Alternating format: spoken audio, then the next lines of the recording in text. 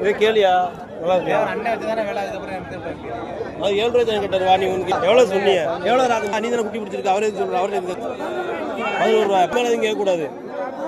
குட்டி பிரியா எவ்வளோ